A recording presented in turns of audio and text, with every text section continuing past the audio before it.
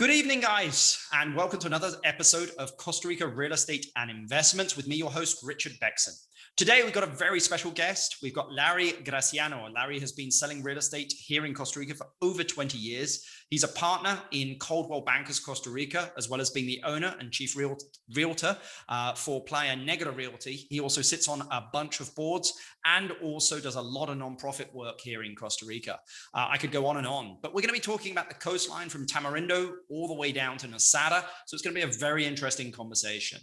Remember, if you have any questions for Larry, all of his contact details are in the description. You can find him at Playa Negra Realty or Coldwell Bankers Costa Rica, Larry Graziano.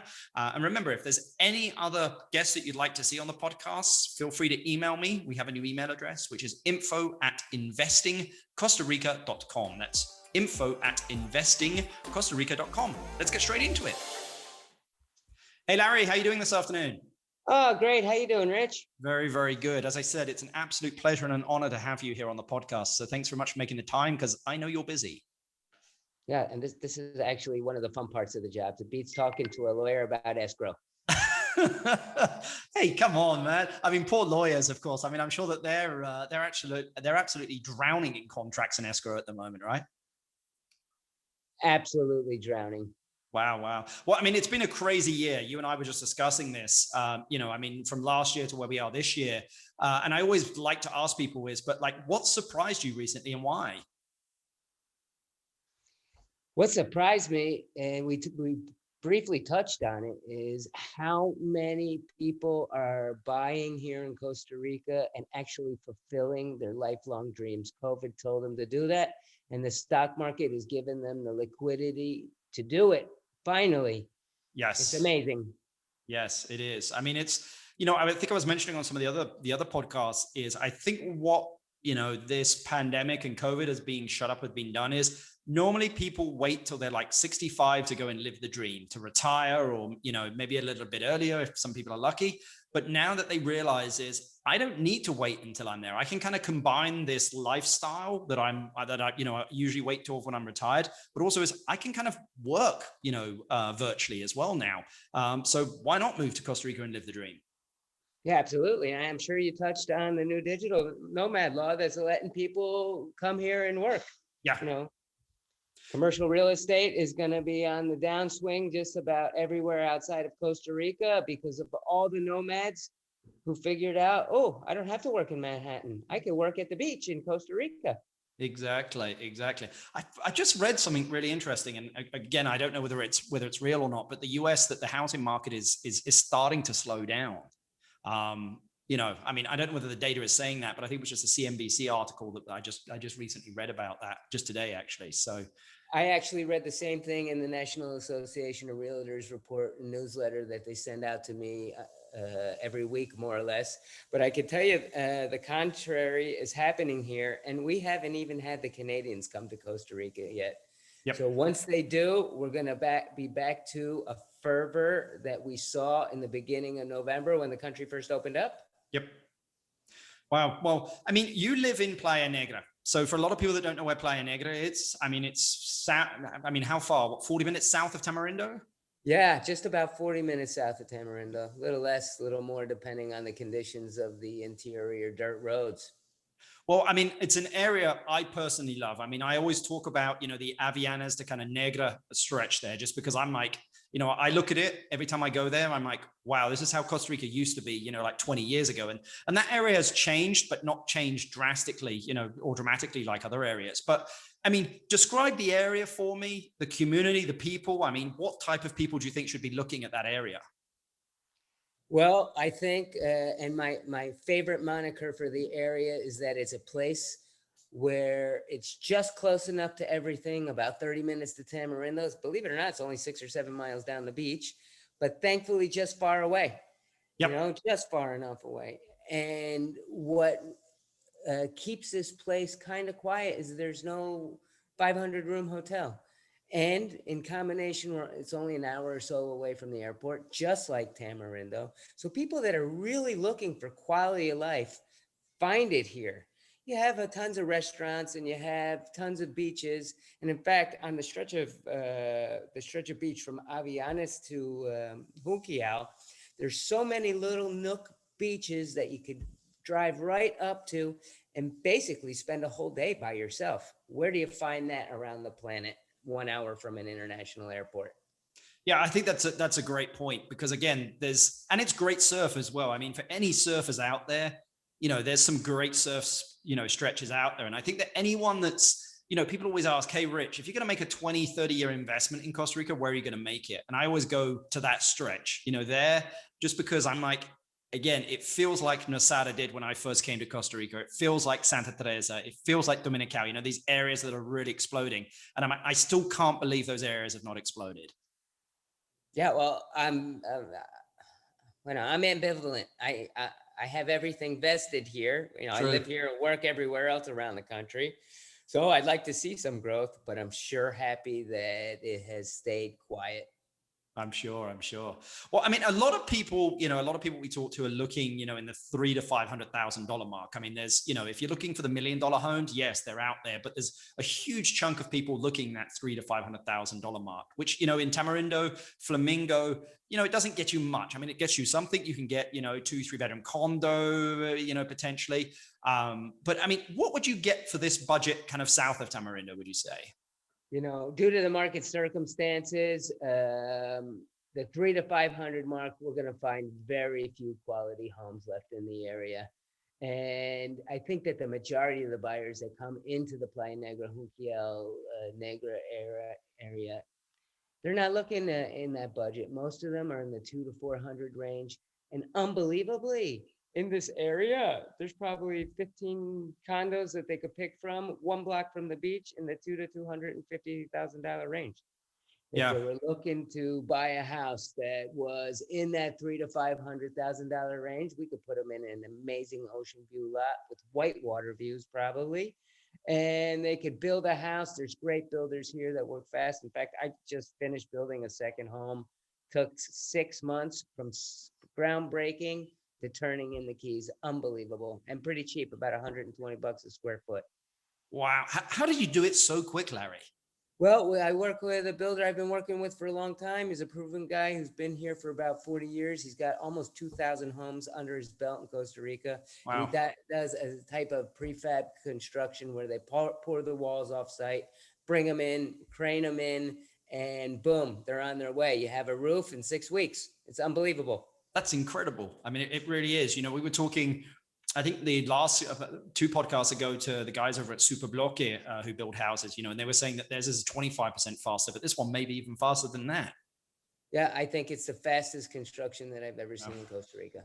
So you're saying, I mean, anywhere in like the $200,000 to $400,000 mark, I mean, there are condos available like a block from the beach, but also as you can buy a piece of land and also build a house on it. Absolutely. And you could do it easily and quickly.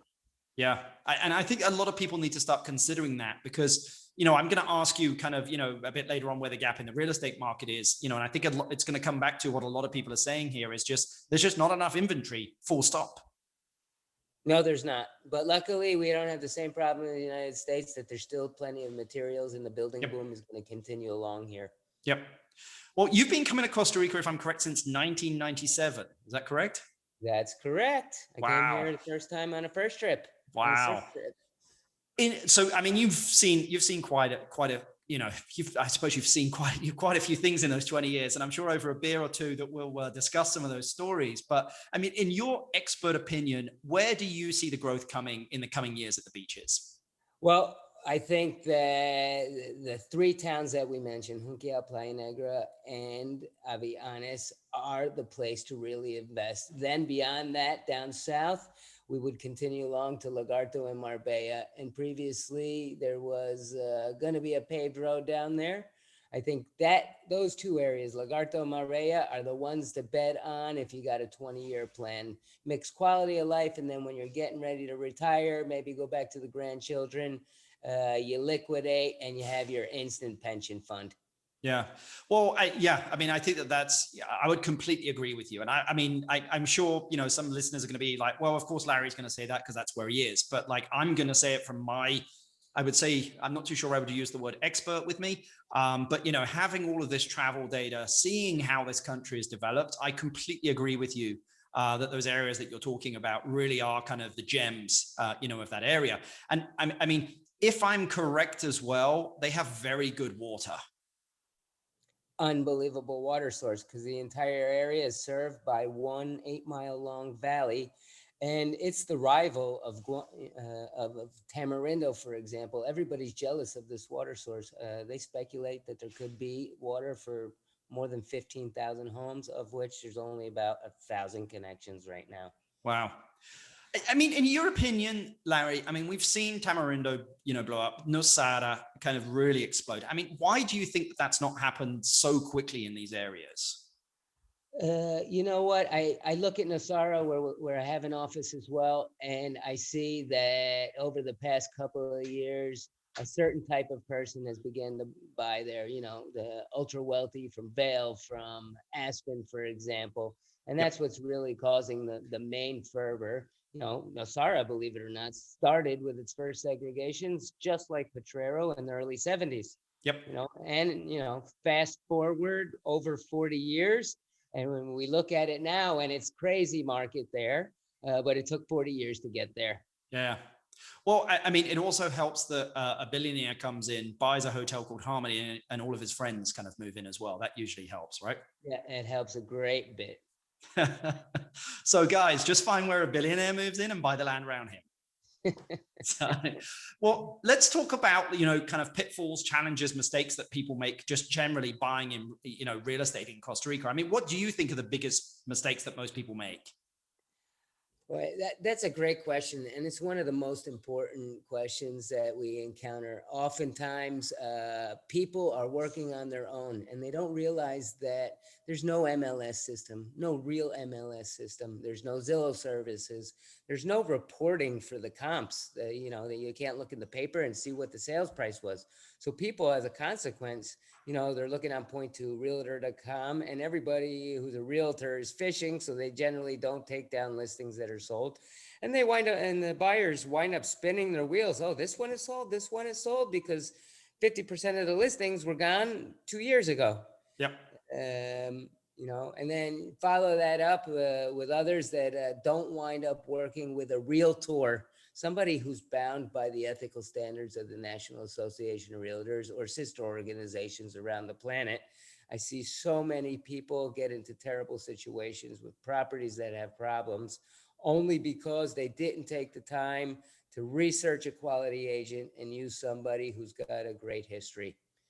Yeah, I mean, I agree. I saw something the other day of somebody commenting that like they got their money stolen on a deal, and I was like, well, I mean, that's where you've got to, you've got to use a great realtor. I think, you make some great points there, and also kind of, separating some concerns of having people, kind of cross-check stuff as well. I mean, that's why you hire, a great lawyer to do that due diligence.